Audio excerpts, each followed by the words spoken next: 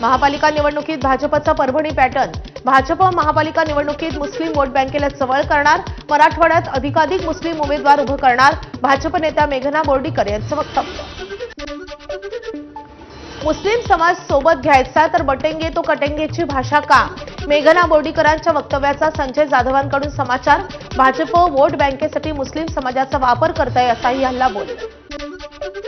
सत्ता आणि पैशाच्या जोरावर महायुतीनं निवडणुका जिंकल्या. परभणीमध्ये 15,000 रुपये पालकमंत्र्यांना वाटावे लागले तर राज्यात शिंदेंनी हेलिकॉप्टरमधून पैसे वाटून मतं घेतली. परभणीचे खासदार संजय जाधव यांचा मेघना बोर्डीकर यांच्यासह एकनाथ शिंदेंवर गंभीर आरोप. नागपुरात आम्हाला महायुतीकडून निवडणूक लढवायची आहे. राज्यमंत्री आशिष जयस्वाल यांचं वक्तव्य. चर्चेतून सकारात्मक मार्ग निघेल अशी अपेक्षा व्यक्त. कामठी नगर परिषद निकालाच्या विरोधात काँग्रेसची न्यायालयात धाव. काँग्रेसचे पराभूत उमेदवार शकूर नागरी यांची फेरमतमोजणीची मागणी निवडणूक अधिकाऱ्यांनी फेटाळून लावल्याचा निर्णय. कामठीमधून भाजपाचे निर्वाचित नगराध्यक्ष अजित अग्रवाल यांचा विजय. पक्षानं आपली ताकद कमी केल्यामुळे चंद्रपुरात पराभव झाला अशी कुरकुर करणाऱ्या भाजप नेते सुधीर मुनगंटीवारांच्या मदतीला आता काँग्रेसचे वडेट्टीवार धावून आलेत.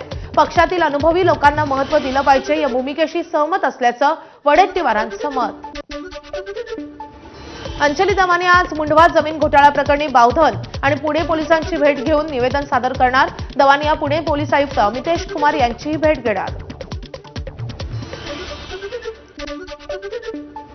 लाडक्या बहिणींवर अपात्रतेची तलवार. लाडक्या बहिणींना 31 डिसेंबरपर्यंत ई-केवायसी करणं बंधनकारक.